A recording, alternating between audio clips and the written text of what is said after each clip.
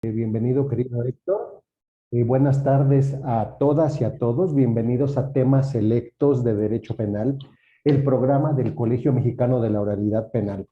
Como todos los días que Buenas tenemos tardes, buenas transmisión, noches. noches, les pedimos por favor silencien sus micrófonos para los efectos de no distraer a nuestro disertante en la exposición de su tema. Que las preguntas, por favor, las esbocemos al finalizar la exposición y si son comentarios, laudatios y ese tipo de cuestiones, los escribamos en el chat para los efectos de poder aprovechar al máximo a nuestro invitado, que esta tarde es mi amigo, el doctor Héctor Carrión Perea. Y por favor, maestro Víctor, preséntenos a nuestro invitado de lujo que tenemos esta noche. Mucho gusto, doctor Eduardo Martínez Bastida. Doctor Héctor Carrión Perea, sea bienvenido a una edición de Temas Selectos de Derecho Penal. Me voy a permitir leer una breve semblanza curricular del doctor Carrión. El doctor Héctor Carrión Perea es licenciado en Derecho por la Universidad La Salle, maestro en Derecho Penal por el INACIPE, doctor en Derecho con mención honorífica por la Universidad Nacional Autónoma de México. Fue becario de la Academia Internacional Principios de Nuremberg en Alemania. Cursó estudios de Derecho Internacional Público y Destrezas de Litigación en la Universidad Complutense de Madrid y en el Centro de Estudios de Justicia de las Américas de Chile, respectivamente. Es profesor a nivel posgrado de la Facultad de Derecho de la Universidad La Salle, de la Universidad Panamericana, Campus Guadalajara, de la Escuela Libre de Derecho, del INACIPE, donde fue profesor investigador de tiempo completo y en el que actualmente se desempeña como consejero académico profesor. Asimismo, en instituciones como el Centro de Estudios Jurídicos del Ministerio de Justicia del Gobierno de España y la Organización Internacional Italo-Latinoamericana en Roma, Italia, así como en la Escuela Nacional de Formación y Perfeccionamiento de Magistrados en Brasil. Es miembro de la Asociación Internacional de Fiscales. Los documentos, pero que no les contesta la mujer.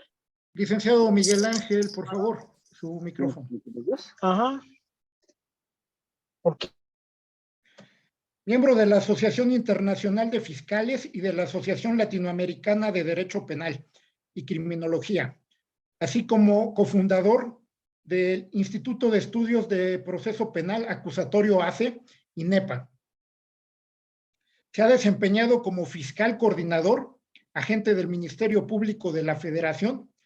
titular del eje de capacitación en la Unidad para la Implementación del Sistema Procesal Penal Acusatorio y director general de proyectos especiales en la entonces Procuraduría General de la República.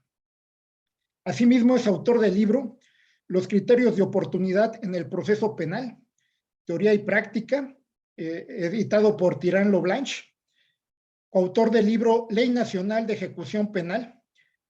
anotada y concordada, de Editorial Porrúa,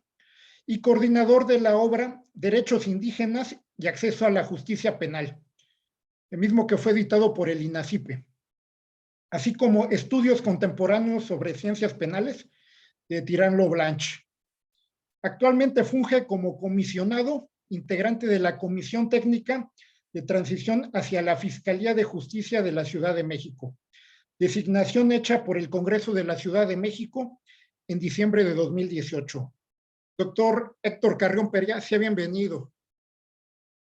Muchas gracias por acompañarnos. Muchísimas gracias por esta distinción y el honor de poder acompañarles a una sesión más de temas selectos de derecho penal. Externar mi agradecimiento principalmente al Colegio Mexicano de la Oralidad Penal, asociación civil,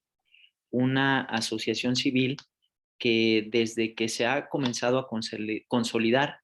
el proceso penal acusatorio en nuestro país, ha tenido pues por objeto no solo difundir, sino también divulgar la ciencia del derecho procesal penal. Y por supuesto a quienes forman parte del colegio, particularmente a mis amigos, el doctor Eduardo Martínez Bastida, a quien aprecio y admiro mucho también. Hemos coincidido no solo como profesores en la UNAM, sino también en el INACIPE, y siempre me da mucho gusto poder compartir estos espacios con mis amigos, profesores, académicos, y por supuesto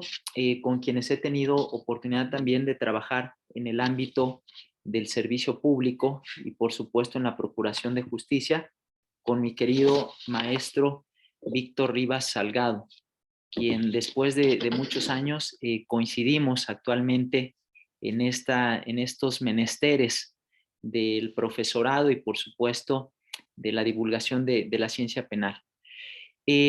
Por supuesto, agradecerle a quienes nos acompañan el día de hoy, a personas servidoras públicas. Veo caras conocidas, tanto de la Fiscalía como del Tribunal Superior de Justicia, del Poder Judicial de la Ciudad de México, y también nos acompañan de otros estados a distancia. Entonces me da mucho gusto que podamos compartir este espacio de diálogo. Yo, como ya lo había advertido el doctor Martínez Bastida, es muy importante que vayamos generando cada una de las preguntas y planteamientos o reflexiones a través del chat, y con mucho gusto al finalizar abrimos un espacio de reflexión, un espacio de diálogo directo para que abordemos algunos planteamientos. Como siempre le digo a mis alumnas y a mis alumnos, es importante pues hacer preguntas. Es elemental hacer preguntas, no hay preguntas elementales. Y por supuesto, en una materia que tiene que ver con la práctica del derecho procesal penal, pues se hace necesario y urgente también hacernos esas reflexiones. Me han pedido que para esta sesión pueda abordar un tema que tiene que ver con la aplicación de los criterios de oportunidad. Y quiero hacer algunos planteamientos iniciales antes de llevar a cabo una reflexión sobre algunos supuestos de aplicación que me gustaría compartir cómo se lleva a cabo incluso la propia tramitación y cuáles son algunos elementos fundamentales que no solo desde el punto de vista de las personas fiscales, o en este caso de los fiscales y las fiscalas, sino también desde el punto de vista de las personas defensoras y por supuesto de las personas asesoras jurídicas, debemos tomar en consideración no solo para llevar a cabo su aplicación, sino que en lo sucesivo podamos, si así se considera por parte de alguno de los intervinientes, hacer algunas propuestas de solicitud de control de legalidad de esas resoluciones. Entonces, me permito hacer unas acotaciones de carácter conceptual. La disertación estará orientada particularmente a 3 temas o a 4 temas en particular. Uno tiene que ver con los antecedentes, por supuesto, analizar cuáles han sido aquellos presupuestos teóricos sobre los criterios de oportunidad y algunas problemáticas emergentes que se están dando actualmente en la aplicación de los criterios de oportunidad. Por supuesto, esto implica que nosotros reflexionemos acerca de la aplicación de determinados supuestos a la luz de algunas prácticas o dispraxis que han resultado muy perniciosas y que incluso han afectado también la propia legitimidad de las instituciones de procuración de justicia. A saber, algunos supuestos o uno de los supuestos de aplicación al cual se le ha dado mucha difusión a través de los medios masivos de comunicación social o a través de las redes sociodigitales, que tiene que ver, por ejemplo, con la colaboración eficaz en la investigación de algunos delitos de carácter complejo o que bien están vinculados desde el punto de vista de la Ley Federal contra la Delincuencia Organizada. Entonces, esos van a ser algunos planteamientos iniciales que me gustaría compartir con ustedes. Estos planteamientos, si me lo permite el anfitrión, habilitar la función para compartir alguna presentación o algunas filminas, se lo agradecería mucho. Y bueno, con independencia de que pueda proyectar esta información, me gustaría comenzar diciendo que los criterios de oportunidad, particularmente, sabemos que se encuentran regulados a nivel constitucional en el artículo 21. El artículo 21 constitucional fue, como ustedes saben, uno de los artículos más importantes que sufrieron una enmienda fundamental. Y esa enmienda fundamental está vinculada directamente con las funciones que realizan las personas agentes del Ministerio Público para llevar a cabo la investigación y persecución de los delitos. Dentro de esas funciones que tiene el Ministerio Público, también una de sus facultades es poder prescindir de ese ejercicio de la acción penal en determinados supuestos que la legislación procesal penal así lo determine, siempre y cuando se actualice un injusto de carácter penal y bueno, tomando en consideración algunas circunstancias de racionalidad de carácter económico o bien algunas circunstancias que están vinculadas con la mínima afectación de determinados valores o principios o en su caso determinados bienes jurídicos, la persona agente del Ministerio Público pueda prescindir de ese ejercicio de la acción penal. No solo prescindir del inicio, sino eventualmente del perfeccionamiento de esa acción penal en el caso concreto. Entonces sabemos que de acuerdo a la reforma constitucional del 18 de junio del 2008, se reforman diversas disposiciones, entre ellas el artículo 21 constitucional, como ya lo habíamos mencionado, y algo muy importante es que esta reforma al artículo 21 constitucional atiende precisamente a esos criterios de racionalidad a los cuales necesariamente tiene que sujetarse cualquier o toda institución de procuración de justicia. ¿Por qué se tienen que sujetar estos criterios de racionalidad? ¿Por qué se tienen que entender desde una perspectiva incluso de carácter económico? ¿O por qué se tienen que ir involucrando algunos conceptos que tienen que ver con el costo de oportunidad en el caso concreto? Porque sabemos que desafortunadamente la arquitectura institucional por la cual están transitando algunas fiscalías depende también de esa limitación no solo de recursos de carácter económico, sino también de recursos materiales y por supuesto esa reducción paulatina que se ha venido planteando a la luz de algunas políticas de austeridad que desafortunadamente también están impactando a las instituciones de procuración de justicia y que están intrínsecamente relacionadas con la disponibilidad del capital humano de las instituciones, ya sea fiscalías o procuradurías. Entonces, desde ese punto de vista,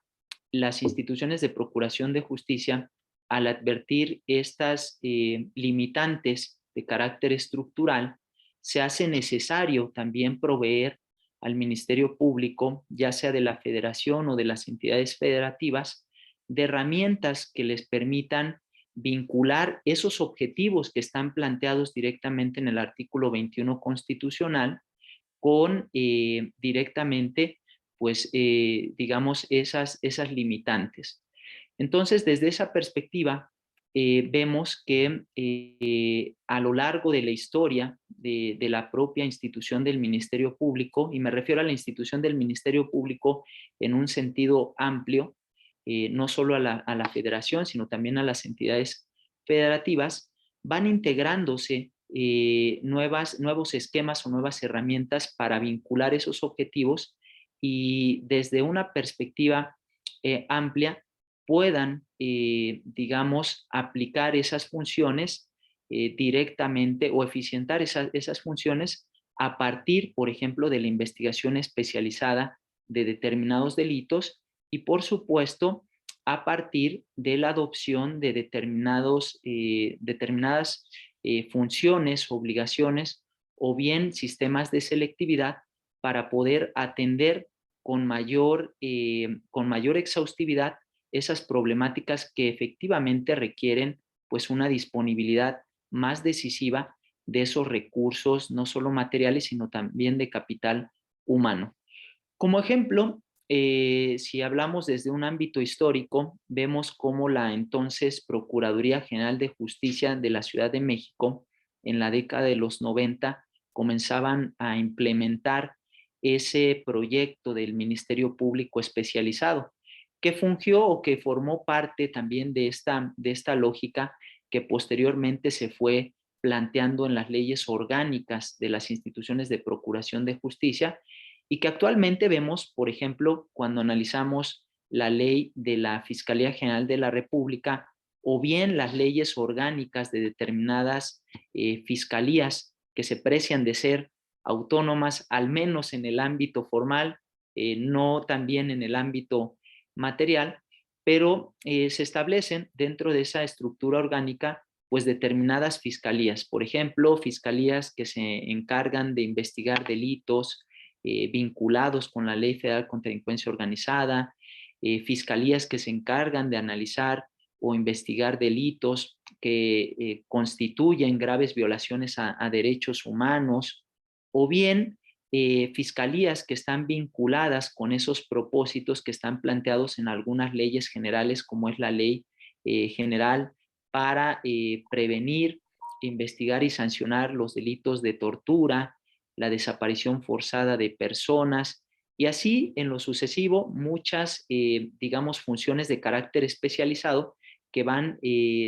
o que tienden a esa lógica de especialización para eficientar de manera adecuada todos esos recursos que se proveen particularmente a las fiscalías o a las procuradurías. Y por supuesto, además de esas circunstancias de carácter estructural, también las instituciones de procuración de justicia comienzan a plantear también la incorporación de algunas facultades o nuevos sistemas de selectividad, a la par, por ejemplo, de algunas facultades de determinación, como pudiera ser el no ejercicio de la acción penal o bien el archivo temporal, o como lo sigue considerando incluso el propio Código Nacional y la Constitución Política de los Estados Unidos Mexicanos, el acuerdo de reserva de manera particular. Entonces, desde esa perspectiva, comienzan también a ampliarse esos criterios de determinación para que las instituciones de procuración de justicia puedan manejar adecuadamente cada uno de esos conflictos, gestionarlos y, por supuesto, darles una respuesta lo más apropiada posible. Y frente a esa situación, tenemos como ejemplos, de manera particular, las denominadas actas circunstanciadas o actas de hecho, que todavía en fechas recientes en algunas fiscalías se siguen utilizando digamos, estos criterios de carácter administrativo de gestión para atender o solventar determinadas solicitudes o demandas que hacen las personas usuarias a las instituciones de procuración de justicia como verdaderos proveedores o instituciones proveedoras de servicios de asistencia jurídica. Pero vemos que desafortunadamente frente a esa situación, a esas situaciones que se han comenzado a plantear a partir de varias décadas atrás, pues estas se han desafortunadamente desnaturalizado y pues vemos actualmente que a partir de la sanción del propio Código Nacional de Procedimientos Penales comienzan a integrarse nuevas facultades resolutivas o formas de terminación de la investigación, como pudiera ser la propia facultad de abstenerse de investigar o bien los criterios de oportunidad. Entonces, desde esa perspectiva, debemos tomar en consideración que cuando nosotros hablamos de los criterios de oportunidad, estos pueden ser analizados desde una perspectiva, digamos, integral, no solo ser conceptualizados como una forma de terminación de la investigación, sino también como una facultad dispositiva de las propias personas agentes del Ministerio Público y, por supuesto, como un sistema de selectividad con la que cuentan particularmente las fiscalías, procuradurías o instituciones que procuran justicia en los casos en concreto. Entonces, desde esa perspectiva, tenemos un abanico muy amplio de la manera en que podemos entender esta facultad dispositiva del Ministerio Público y desde ese punto de vista, desde la perspectiva de los sistemas de selectividad, pues sabemos que es una forma también de terminación de la investigación, siempre que, y lo comento con ahínco, siempre que la persona agente del Ministerio Público haya constatado que sí se ha cometido un injusto penal, pero que por razones, como ya lo había afirmado anteriormente, que por razones de racionalidad económica o que por razones de una nimia o mínima afectación a determinados bienes o valores jurídicos previstos en la legislación penal sustantiva, la persona agente del Ministerio Público determina concretamente prescindir de ese ejercicio, de ese inicio del ejercicio de la acción penal o eventualmente del perfeccionamiento de esa acción penal a través de la acusación en beneficio de una persona en concreto. Siempre que, como lo recoge particularmente el artículo 256 del Código Nacional de Procedimientos Penales, siempre que se haya reparado o en este caso garantizado el daño a las personas víctimas. Entonces, desde esa perspectiva, desde ese punto de vista, esta forma de terminación de la investigación confluye con otros sistemas de selectividad, como ya lo habíamos comentado, como es el caso del no ejercicio de la acción penal, como es el caso del archivo temporal y la facultad de abstenerse de investigar. Hago hincapié en esta situación para efectos prácticos porque a raíz de la propia aplicación o de la propia interpretación que las personas servidoras públicas están haciendo particularmente a los acuerdos que prevén esos lineamientos para la aplicación de los criterios de oportunidad, en muchas ocasiones se confunde los propósitos o los efectos particularmente de una u otra forma de terminación de la investigación y que no necesariamente pues, son coincidentes con los alcances que tiene la aplicación de un criterio de oportunidad.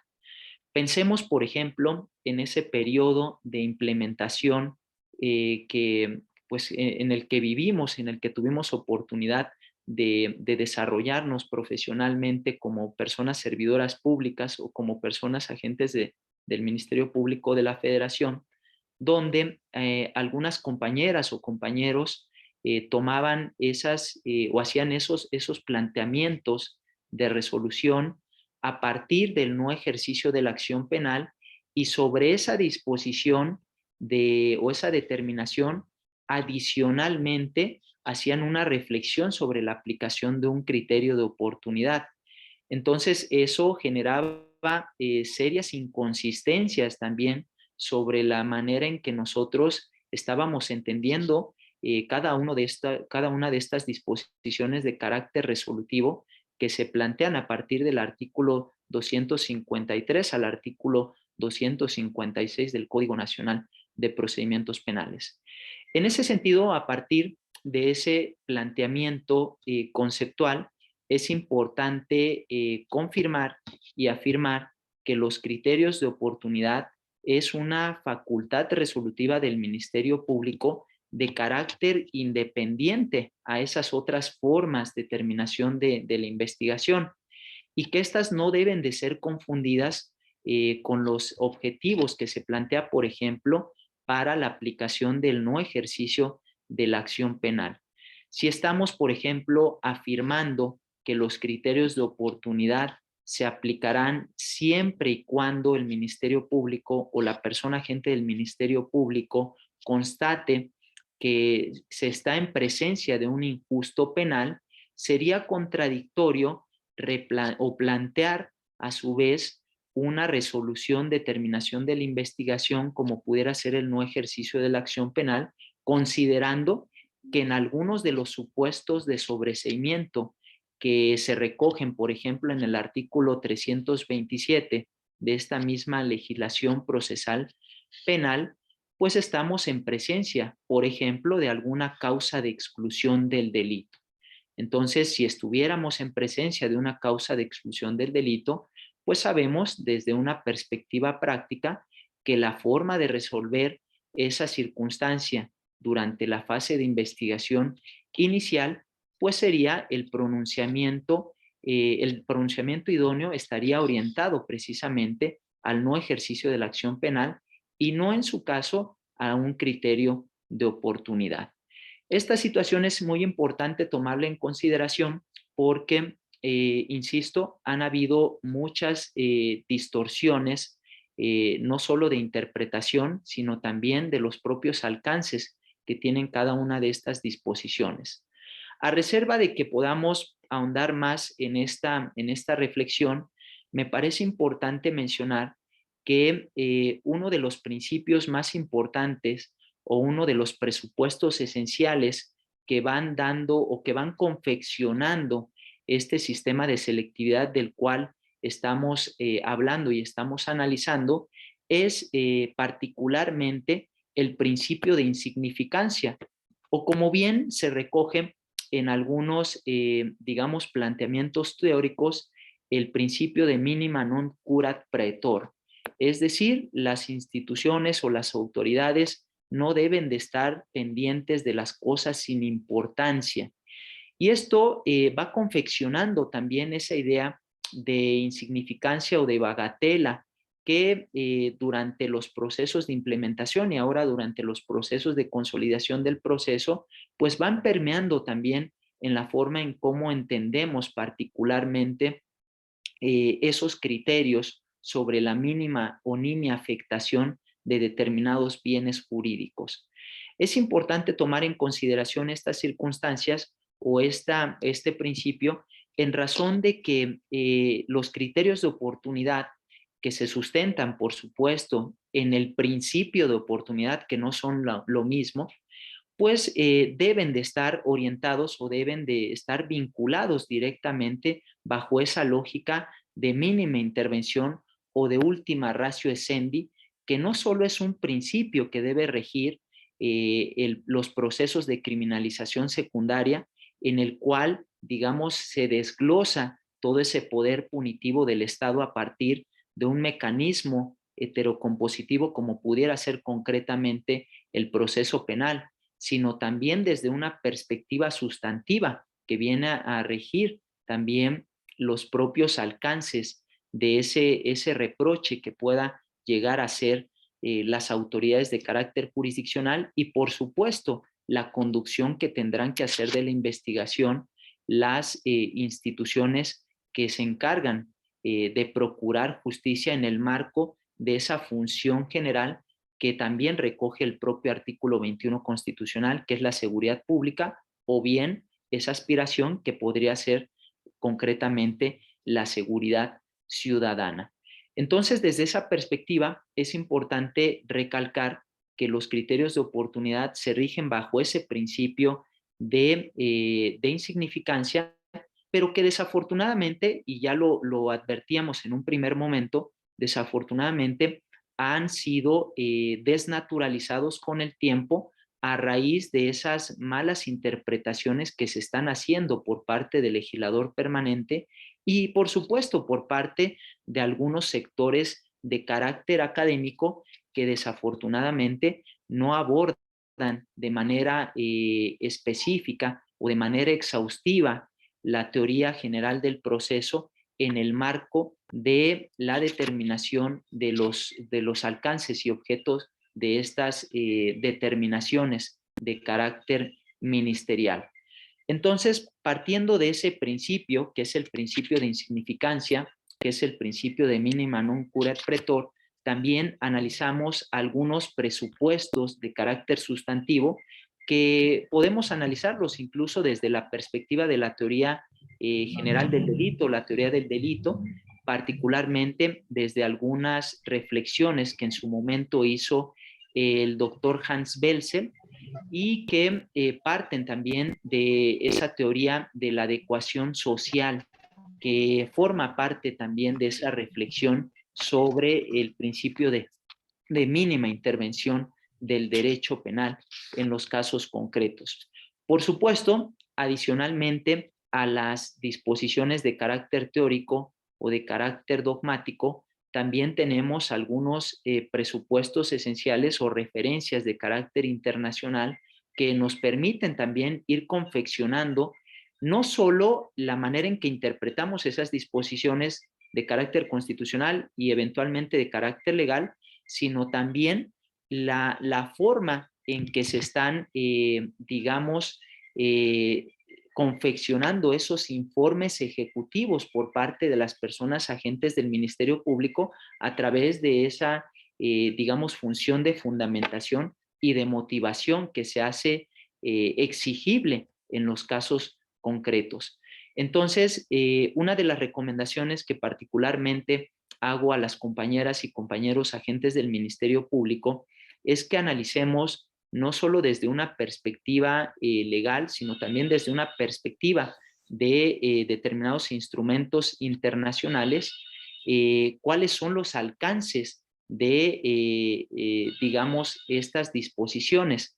Entonces, uno de los instrumentos más importantes que ustedes pueden tomar en consideración, por ejemplo, para llevar a cabo el análisis de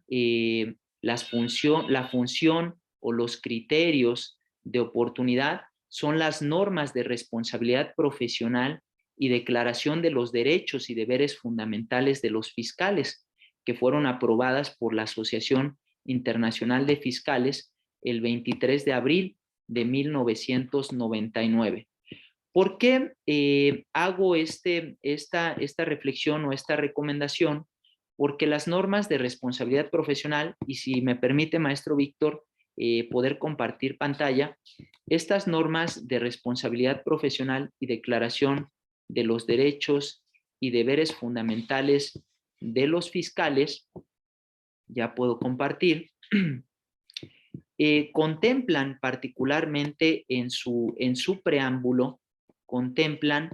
esos alcances que deben tener estas facultades resolutivas que tienen actualmente los ministerios públicos, no solo desde el punto de vista de las formas de determinación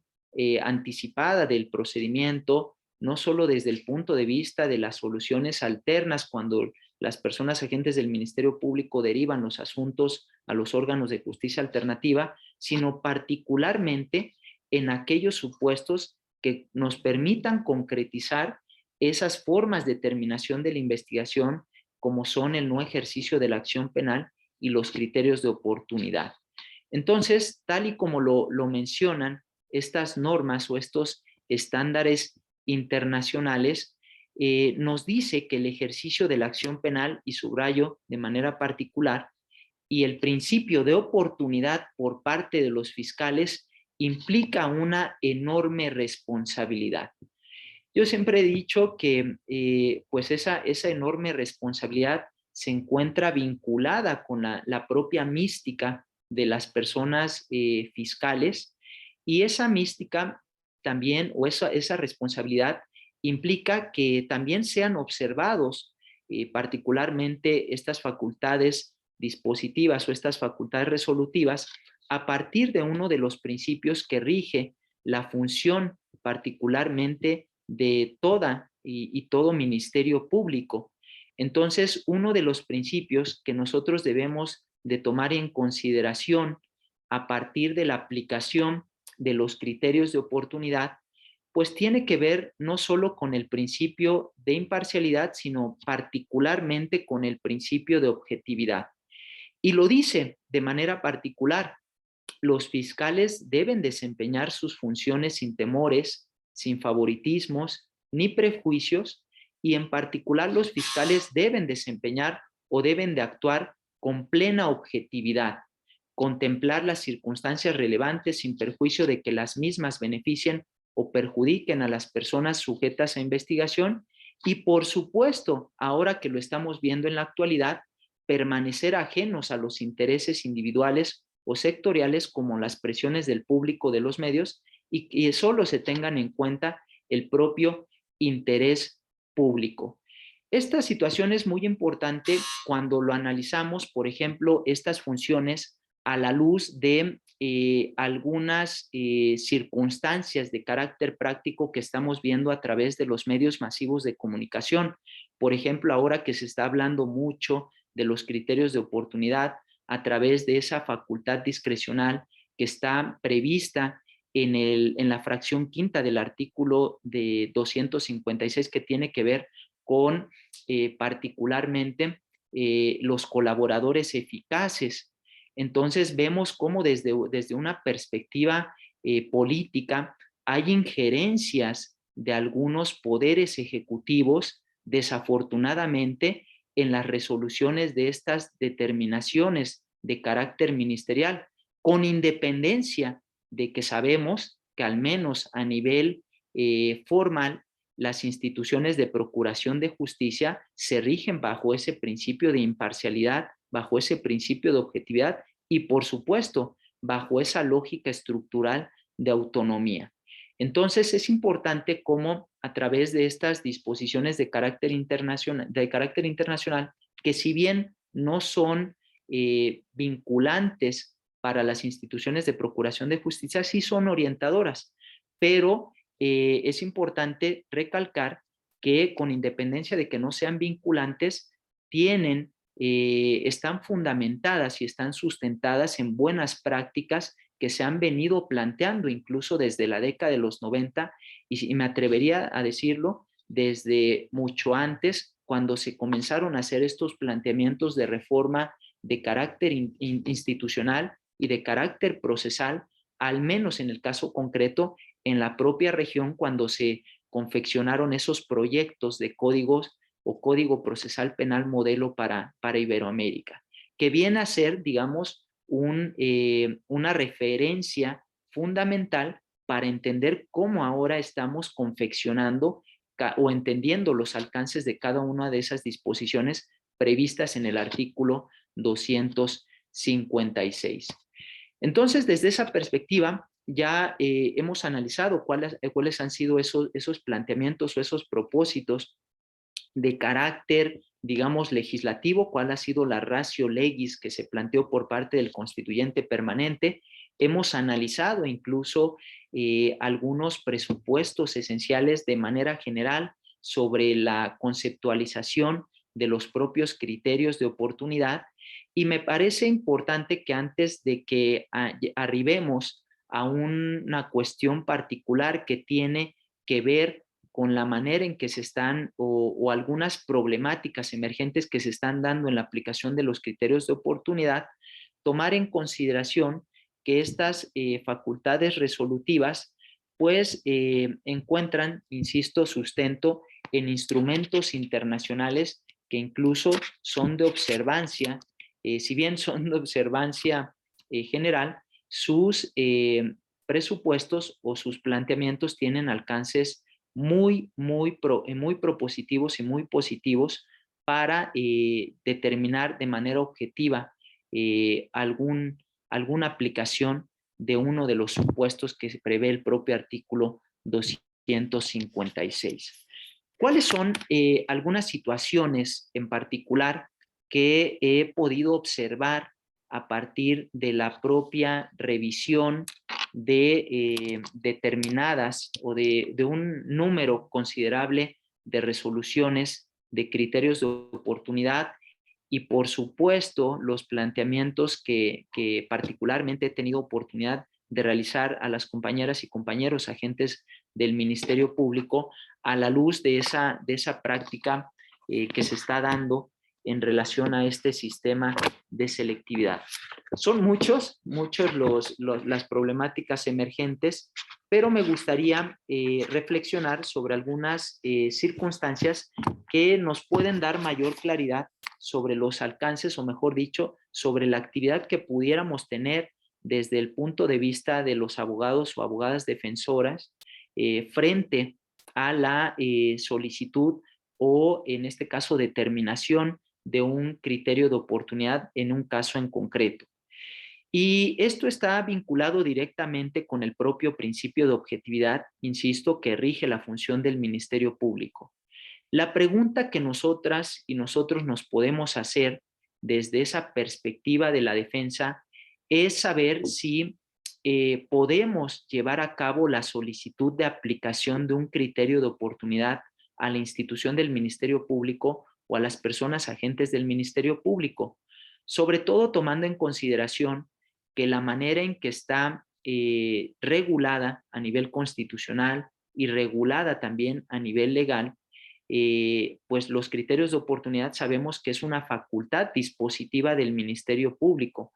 pero si bien es una facultad dispositiva del Ministerio Público, no existe impedimento para que en el caso concreto, si se garantiza, por ejemplo, la reparación del daño, si se constatan cada uno de esos supuestos a partir del análisis de determinados datos o elementos de prueba que podamos relacionar directamente con cada uno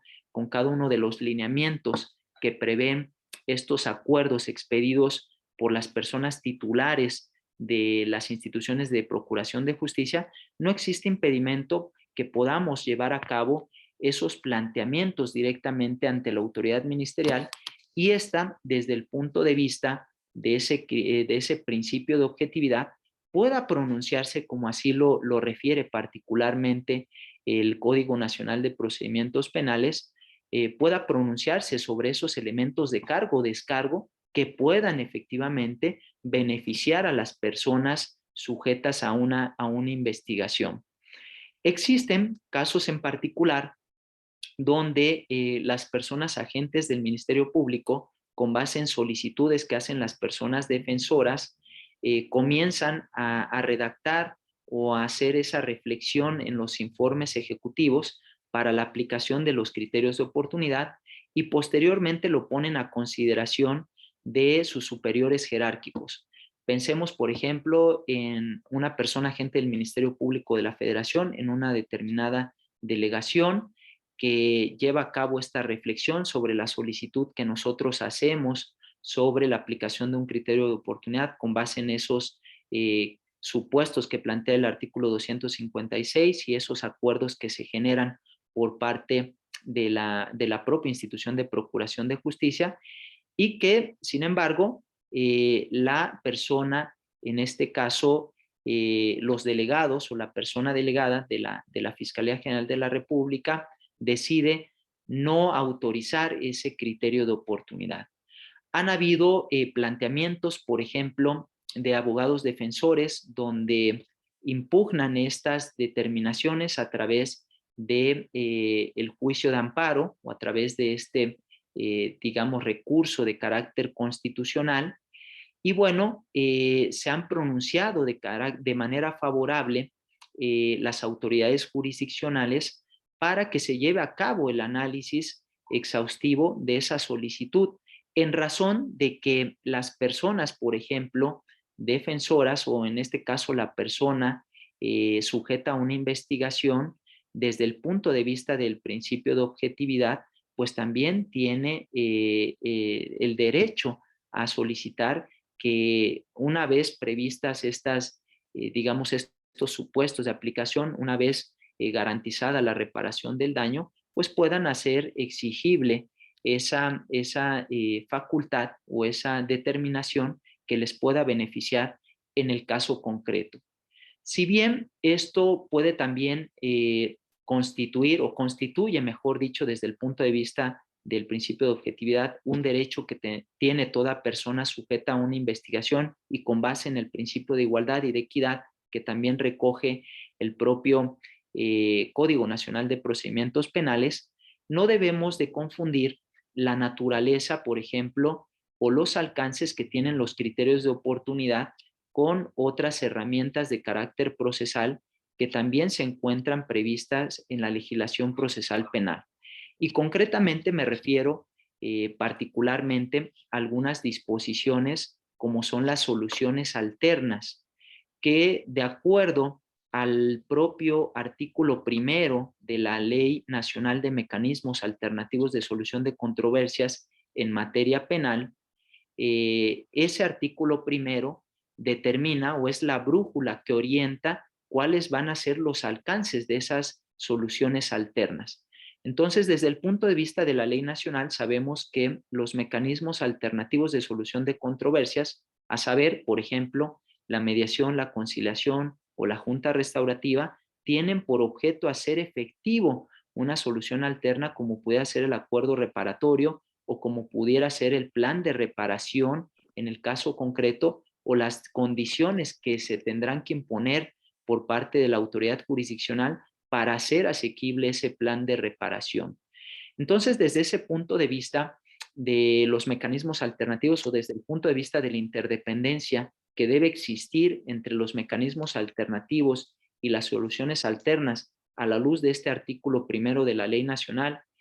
vinculado, por ejemplo, con el artículo 186 del Código Nacional, que habla sobre los alcances de los acuerdos reparatorios, o el artículo 191 sobre los alcances de la suspensión condicional del proceso. Estos requieren necesariamente o digamos de manera aspiracional, porque sabemos que en la práctica se dan muchas dispraxis, aspiracionalmente se deben de plantear desde la perspectiva de ese principio o valor que tiene que ver con el encuentro entre los intervinientes a partir de la intervención de una persona como pudieran ser las personas facilitadoras. Entonces es importante hacer esa distinción o esa reflexión de carácter técnico porque los criterios de oportunidad desde un punto de vista de la teoría general del proceso son mecanismos autocompositivos de controversias, pero eminentemente unilaterales o que parten de una lógica unilateral, a diferencia de las disposiciones o la interdependencia que se da entre estas disposiciones que tienen que ver con la ley nacional y el propio Código Nacional de Procedimientos Penales, que si bien son también mecanismos autocompositivos de controversias, tienen una naturaleza de carácter bilateral. Entonces, esa es una reflexión muy importante que yo siempre he recalcado cuando tenemos algunos diálogos con algunas personas juzgadoras y por supuesto con personas agentes del Ministerio Público para definir de manera concreta que no debemos confundir la naturaleza de los criterios de oportunidad y mucho menos la naturaleza que puedan llegar a tener tanto los mecanismos alternativos como las soluciones alternas. En ese sentido, es posible afirmar que los criterios de oportunidad, si bien se exige para su aplicación o su concretización la reparación del daño o bien la garantía de esa reparación o la garantía de garantizar la reparación de ese daño, no son los criterios de oportunidad ni mecanismos alternativos de solución de controversias, ni son soluciones alternas y mucho menos se rigen bajo la lógica de la justicia alternativa. Y por supuesto, tampoco se rigen bajo la lógica o bajo las expectativas de la justicia restaurativa. Hago esa distinción porque en muchos de los casos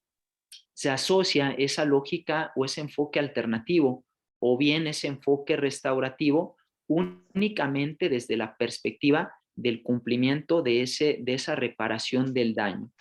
Y aquí amerita también reflexionar sobre cuáles son los alcances de la reparación del daño, sobre todo su exigencia interlocutoria, por parte de las personas agentes del Ministerio Público para determinar, en este caso, esa, digamos, exención de la acción penal en los casos en concreto. Y si nosotros analizamos la naturaleza, por ejemplo, de la propia reparación del daño, sabemos que la reparación del daño, desde una perspectiva sustantiva, desde una perspectiva de la teoría del delito, la reparación del daño constituye una pena pública de carácter económico. Claro que desde el punto de vista de la Ley General de Víctimas se han ampliado los objetos, digamos, las condiciones o los elementos en los cuales se va a desdoblar esa reparación integral del daño, pues no podríamos hablar técnicamente hablando, no puede llegar a afirmarse que a partir de la aplicación de un criterio de oportunidad puede llegarse a reparar el daño desde ese punto de vista, digamos, desde el punto de vista o desde la perspectiva de la propia ley penal sustantiva. Entonces es importante que eventualmente el legislador permanente haga prevenciones muy específicas con esta situación, de la misma manera que se han hecho algunas recomendaciones incluso para la aplicación de algunos resultados de carácter restaurativo a la luz precisamente de estas soluciones alternas o de estos mecanismos alternativos de solución de controversias. Eso, desde un punto de vista, puede llegar incluso a trastocar también algunas facultades también importantes que son nada más, digamos, que pueden ser vistas únicamente desde la perspectiva de la función de las personas juzgadoras, pero no necesariamente desde la perspectiva de las personas agentes del Ministerio Público. Bien, desde ese punto de vista, me parece también reflexionar, y es importante, lo dejo a consideración de todas y todos ustedes, que reflexionen también sobre cuáles podrían ser algunos supuestos muy concretos de aplicación o elementos muy concretos de aplicación de los criterios de oportunidad. Y lo digo desde el punto de vista práctico cuando se hacen algunos cuestionamientos o reflexiones en torno a la aplicación de esta facultad resolutiva frente a representados intereses o representados bienes jurídicos. Pensemos, por ejemplo, en aquellos delitos que desde el ámbito teórico penal sustantivo se hacen alusión a los delitos de portación, por ejemplo, de armas de fuego, o se hacen alusión a aquellos delitos de portación de algunos estupefacientes. Yo les había comentado que desde un punto de vista conceptual, los criterios de oportunidad, como se recoge incluso en el propio artículo 256, es un beneficio, digamos, esa aplicación de esa forma de determinación de la investigación, sin lugar a dudas, va a beneficiar a una persona en concreto, que es la persona sujeta a investigación, pero también se establece de manera muy concreta el requerimiento de la reparación del daño o de la garantía de esa reparación del daño en su caso, cuando en su caso se dé. Y aquí es una reflexión importante porque en muchas de las situaciones, en casos muy concretos, vemos que personas agentes del Ministerio Público están aplicando criterios de oportunidad sin que, por ejemplo, haya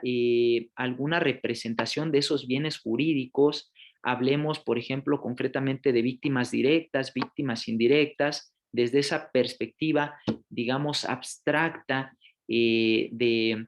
configuración de determinados tipos penales, que como diría el doctor Eberhard Struensee, hay delitos como son los delitos de portación que ni son acciones ni son omisiones, sino que son absurdos teatros en el ámbito legislativo, y que eso viene también desde un punto de vista dogmático y desde un punto de vista liberal y racional, pues viene a confrontar también algunas disposiciones de algunas leyes, digamos, federales de carácter especial, como es la Ley Federal contra Delincuencia Organizada, que muchas críticas se hacen respecto a la constitucionalidad del delito de delincuencia organizada, sobre todo desde esa perspectiva de adelantamiento de la punibilidad y, por supuesto, desde el punto de vista de la,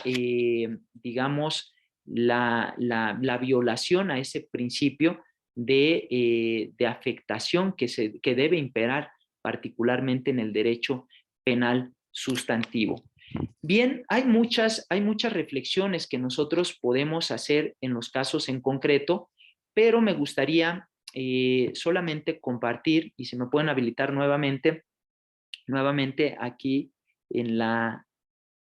plataforma, rápidamente, ya soy anfitrión. Hay algunas situaciones que es importante tomar en consideración y creo que ya se ve. Por ejemplo, cuando vamos a aplicar particularmente los criterios de oportunidad. A reserva de que no nos va a dar tiempo de analizar todas las disposiciones, pero sí me gustaría cerrar con esta brevísima reflexión. Cuando analizamos, por ejemplo, el artículo 256 del Código Nacional de Procedimientos Penales, ese artículo 256 en su fracción segunda hace alusión a que los criterios de oportunidad podrán aplicarse en los casos en concreto o podrán aplicarse cuando estemos en presencia de algunos delitos que afecten bienes jurídicos como el patrimonio. Aquí tenemos algunos ejemplos muy concretos, digamos muy comunes, muy cotidianos, que se dan en el ámbito, digamos, de la vida cotidiana. Y como lo vemos concretamente, en el caso se refiere a una persona que es detenida afuera de una tienda de tecnología por apoderarse de un teléfono celular con ánimo de dominio y sin consentimiento de quien pueda legalmente otorgarlo. Y desde ese punto de vista, pues es puesto a disposición del Ministerio Público. Cuando el Ministerio Público, la persona agente del Ministerio Público realiza la calificación jurídica preliminar y determina que se trata de un delito contra el patrimonio, en ese caso en concreto va vislumbrando también ese juicio de tipicidad a partir del artículo 220 del Código Penal para el Distrito Federal, hoy Ciudad de México, que está vinculado con el delito de robo. La pregunta que se tiene que hacer toda persona agente del Ministerio Público y también toda persona defensora e incluso personas asesoras jurídicas de las víctimas, en este caso personas jurídicas, pues son las siguientes preguntas. ¿Cuáles serían las alternativas de solución en el caso concreto y qué utilidad podrían llegar a tener los criterios de oportunidad? Y existen múltiples alternativas. Yo ya lo había mencionado desde el punto de vista del principio de última ratio essendi o principio de intervención mínima del derecho penal. Desde una perspectiva, digamos,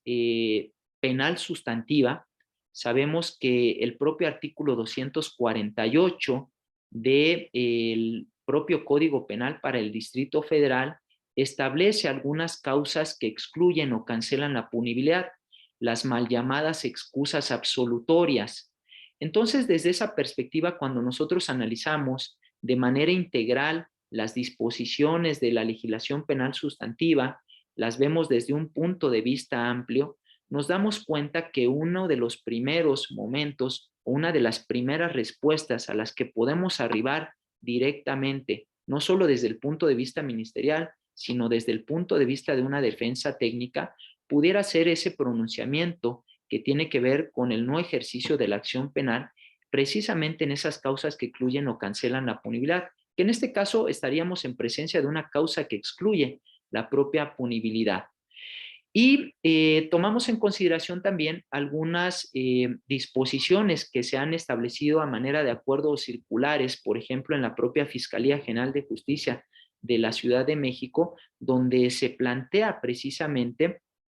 inicialmente el uso de los criterios de oportunidad, pero ahí hago una crítica de manera directa en razón de que la solución está ya dada desde un primer momento a partir de la interpretación de la legislación penal sustantiva y no necesariamente desde el punto de vista del propio artículo 256 en su fracción segunda. Si estamos hablando, por ejemplo, de que es un delito de carácter patrimonial, cometido, por ejemplo, sin violencia, como es el caso en concreto, pues estaríamos frente a una tautología de carácter procesal, es decir, frente a una repetición viciosa o a una solución, sí, a una repetición de una solución o una repetición viciosa de una solución,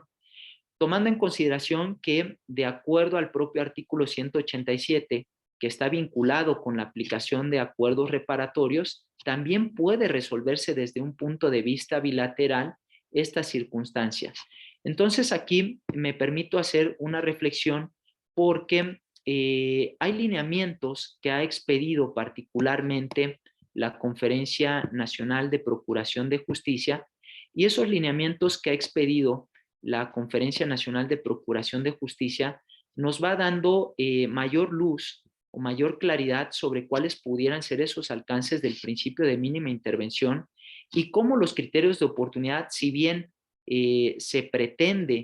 pretenden ser una herramienta fundamental para resolver determinadas conflictivas, las personas agentes del Ministerio Público, desde esa perspectiva, tienen la obligación de valorar si existen mejores herramientas o mejores alternativas de resolución más participativas e incluyentes para poder resolver esas conflictivas o esos casos conflictivos en concreto. Entonces, cuando analizamos, por ejemplo, estos lineamientos que se establecieron en el 2016 por parte de la Conferencia Nacional de Procuración de Justicia, y si se me permite el comentario, que han sido desatendidos de manera flagrante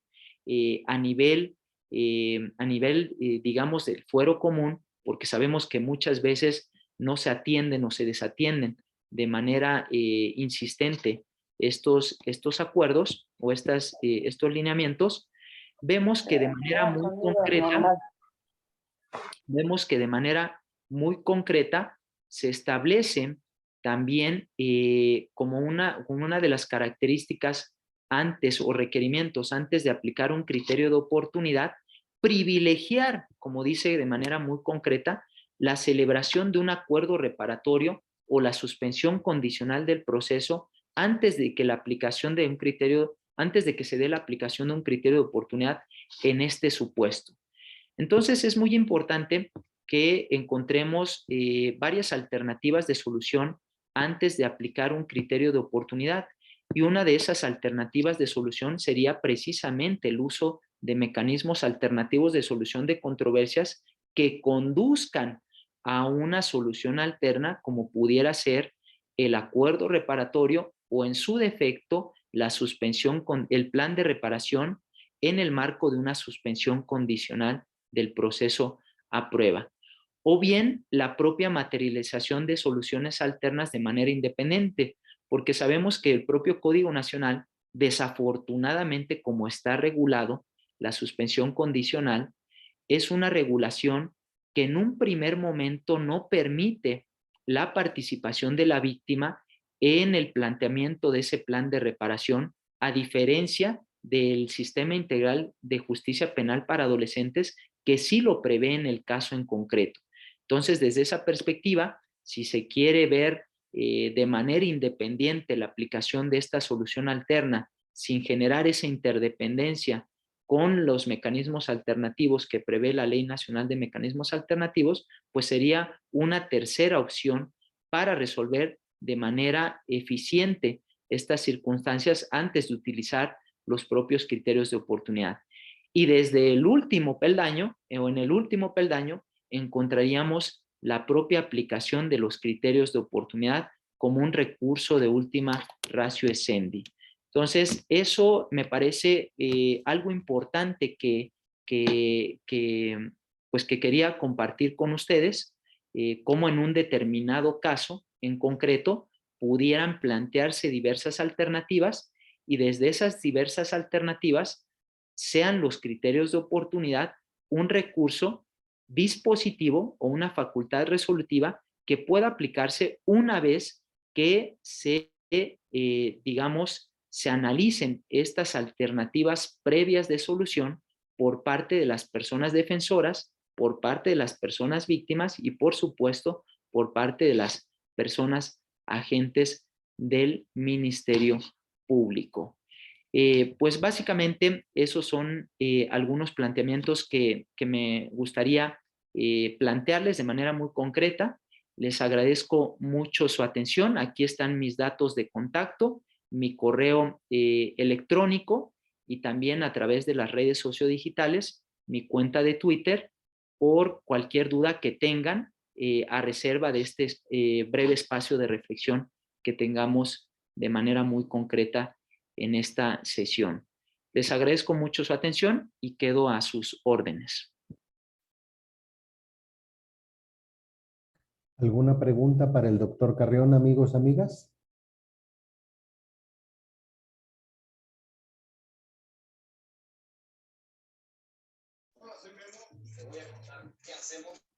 Adelante. Adelante, por favor.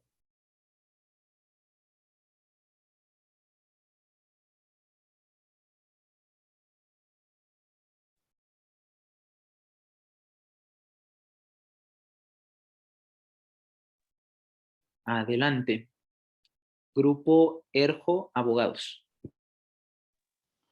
Hola, ¿qué tal, doctor? Buenas noches. Saludos. Después tuve la oportunidad de conocerlo en la maestría de INACIPE, en la reciente generación, que salió en la tercera generación. La pregunta en concreto es si se puede proceder el criterio de oportunidad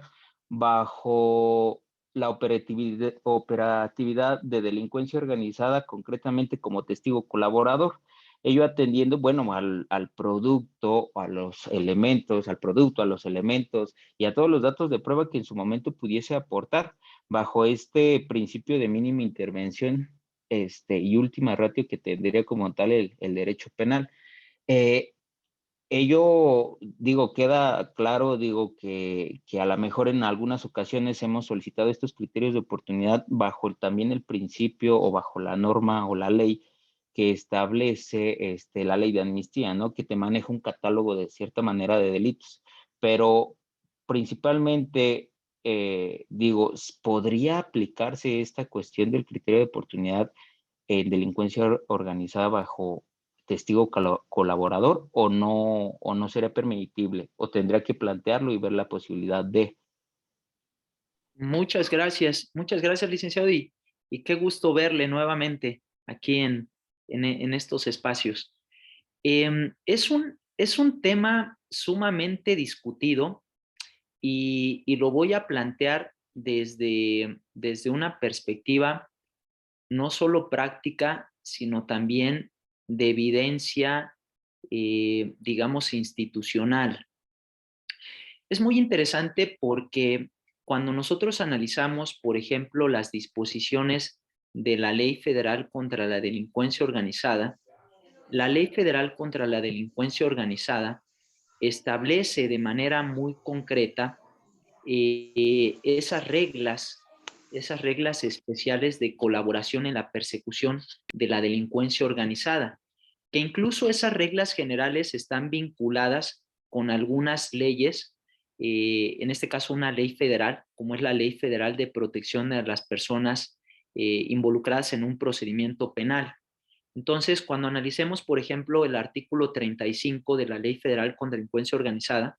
ese artículo 35 lo tenemos que vincular directamente con esta Ley Federal de Protección de Personas involucradas en el procedimiento penal, para dar mayor claridad a cuáles son los alcances de ese, no solo de la colaboración, sino de la protección que se deberá proveer a la persona que brinde esos testimonios de manera muy concreta. Entonces dice, en ese artículo 35 se establecen 4 supuestos de colaboración, y esos 4 supuestos de colaboración están vinculados o pueden vincularse directamente con una forma de terminación anticipada, que es el procedimiento abreviado en el caso en concreto. Incluso para llevar a cabo la negociación, no solo, digamos, de todos esos planteamientos que se van a hacer en la acusación, sino también incluso en las expectativas de sanción que se pueden dar de manera muy concreta una vez que se fije ese juicio de reproche por parte de la autoridad jurisdiccional. Y adicionalmente, algo importante es que esos presupuestos de colaboración no tienen por efecto, y aquí hago hincapié en esa situación, no tienen por efecto, digamos, ese sentido de inmunidad total o lisa y llana en beneficio de la persona sujeta a una investigación. Es decir, si habrá un juicio de reproche bajo determinadas circunstancias de negociación, pero no se generará esa inmunidad. Sin embargo, ese mismo artículo 35 de la Ley Federal contra la Delincuencia Organizada establece que para efecto del ejercicio de la acción penal, que en su caso el agente del Ministerio de la Federación deba realizar, este también se apoyará en el criterio de oportunidad a fin de alcanzar el éxito de la investigación. Es decir, que desde el punto de vista del artículo 35 de la Ley Federal contra la Delincuencia Organizada, también se prevé la aplicación de criterios de oportunidad. No te dice cuál, y no te dice cuál porque la propia ley, el Código Nacional de Procedimientos Penales, pues establece evidentemente esos supuestos. Pero desde esa perspectiva, ahora que estamos hablando de delitos de carácter complejo, que estamos hablando de delitos de delincuencia organizada, pues sabemos que esos delitos pues no entrarán en los supuestos, por ejemplo, de la fracción primera ni de la fracción segunda, sino únicamente desde la perspectiva de la fracción quinta, que hace referencia a la colaboración eficaz. Aquí particularmente tengo una crítica muy severa porque una ley federal, como pudiera ser la Ley Federal contra la Delincuencia Organizada, que tiene, digamos, determinadas normas de carácter procesal, pues no puede estar por encima de una ley de carácter procesal como es el Código Nacional de Procedimientos Penales. Y el Código Nacional de Procedimientos Penales establece de manera muy particular en el artículo 256 cuáles son esas excepciones. Si nosotros lo analizamos desde una perspectiva amplia, incluso si analizamos ahora que estamos hablando de estos supuestos, por ejemplo, de aplicación de la prisión preventiva oficiosa o automática, que no es otra cosa más que un engendro legislativo que está ahí presente, que próximamente pues se va a desaparecer, esperemos que así sea. Pues desde esa perspectiva y vinculándolo también con las propias disposiciones del artículo 3 de la Ley Federal, pues vemos que son situaciones que pueden entrar en esas excepciones para la aplicación de un criterio de oportunidad. Es decir, no se aplicarán los criterios de oportunidad en aquellos delitos que afecten gravemente los intereses de la sociedad. No se aplicarán los criterios de oportunidad en aquellos delitos que afecten el libre desarrollo de la personalidad, y que si lo vemos desde un punto de vista de esos delitos de delincuencia organizada, pues ahí están implícitos también esos bienes jurídicos de manera muy concreta. Desde mi perspectiva, y tomando en consideración determinados criterios que se están adoptando de manera gradual en algunos otros países y de acuerdo a algunos diagnósticos que ha emitido la Oficina de Naciones Unidas contra las Drogas y el Delito, son más países los que se están decantando por la no aplicación de esos criterios de inmunidad lisa y llana o de inmunidad transaccional que conduzcan o que orienten esa colaboración eficaz. Tan solo comentarles que del 2000, por ejemplo, basándonos en evidencia estadística, tan solo hablemos de 2016 al 2018, son aproximadamente o fueron aproximadamente, estamos hablando de 2 o 3 criterios o 4 criterios de oportunidad que se aplicaron bajo la lógica de la fracción quinta del artículo 256. Entonces dices, pues es ilusorio que desde esa perspectiva práctica pues puedan aplicarse esos criterios de oportunidad y sobre todo se utilicen para llevar a cabo esa investigación contundente de algunos delitos de carácter complejo. Yo estoy en contra, totalmente en contra de estas disposiciones y particularmente que se apliquen a delitos de delincuencia organizada, basándonos precisamente en las evidencias y constatando que, pues, que no han servido en la realidad. Y lo vemos concretamente con algunos hechos que vemos a nivel nacional, incluso a nivel regional, que han fracasado ante la aplicación de este supuesto de aplicación del criterio de oportunidad, que sin duda desnaturaliza los propósitos del principio de oportunidad. Primero se plantea, por ejemplo, como criterio de oportunidad, y como no les funciona, se plantea como acuerdo reparatorio, y como no les funciona, terminan desembocando en lo que primariamente exige la propia Ley Federal contra Delincuencia Organizada a partir del artículo 35 en el caso concreto. Eso es una perspectiva crítica que se puede aplicar y que se ha hecho en algunos casos mínimos, y curiosamente no lo ha aplicado la CEIDO de manera muy concreta, sino delegaciones en los casos concretos. Se puede hacer de que esté bien y contravenga las disposiciones propias de la legislación procesal penal.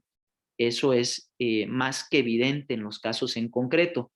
Y yo me he decantado por la desaparición de esta disposición por las graves implicaciones de legitimidad que está pues causando a las instituciones de procuración de justicia, y máxime que en muchos de los casos la injerencia de los poderes políticos o el lawfare pues está incidiendo en la disponibilidad de estas facultades de carácter discrecional en los casos en concreto, pero es una opinión en particular, y eso queda pues ahora sí que a criterio de cada una y cada uno de nosotros. Le agradezco, doctor. Buenas noches. Muchísimas gracias. Al contrario, muchas gracias. ¿Algún otro cuestionamiento, amigos, amigas?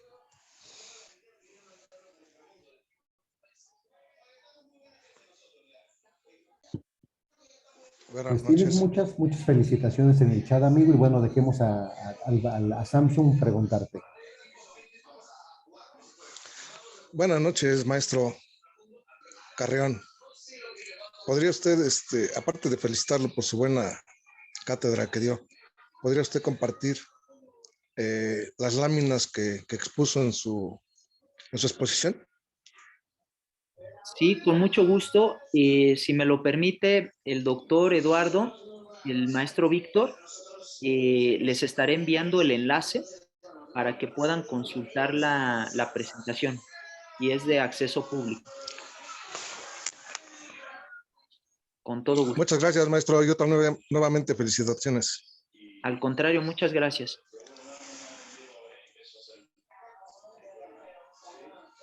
¿Alguna otra pregunta? Pues amigo, Carolina te felicita, Francisco Solar también te felicita, Lisbeth te felicita y te saluda desde Michoacán. Saúl López te dice que es igual, que si podrías compartir los datos de los textos que citaste en tu última diapositiva, por favor. Ah, claro que sí, también, por supuesto. Javier te felicita igual, Sarina también te felicita, Patti te felicita, en general varios y varias aquí te felicitan, y veo ahí una mano de Irma que también te quiere cuestionar algo, y Claro me que sí. parece que con esta pregunta estaríamos terminando tu participación, amigo, pues has sido muy generoso en regalarnos incluso tiempo de sobra. Gracias, amigo, e Irma, pues para finalizar, escuchamos su cuestionamiento. Pues yo nada más darle las gracias, buenas noches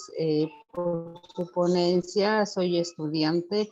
y aprendí mucho hoy. Y la pregunta es si está dando clases,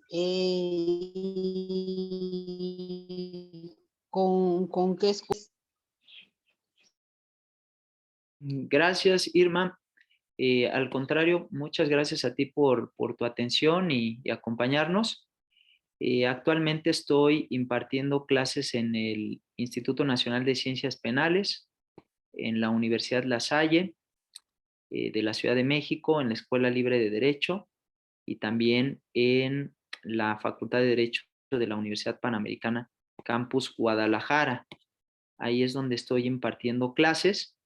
y aprovecho, Irma, y compañeras y compañeros para hacer un anuncio, si se me permite, doctor. El próximo 19 de octubre a las 5 de la tarde voy a presentar mi libro, Los criterios de oportunidad en el proceso penal mexicano, teoría y práctica, por parte del INACIPE. Lo voy a presentar en el INACIPE y va a ser presencial. Entonces, les estaré compartiendo a través del Colegio Mexicano de la Oralidad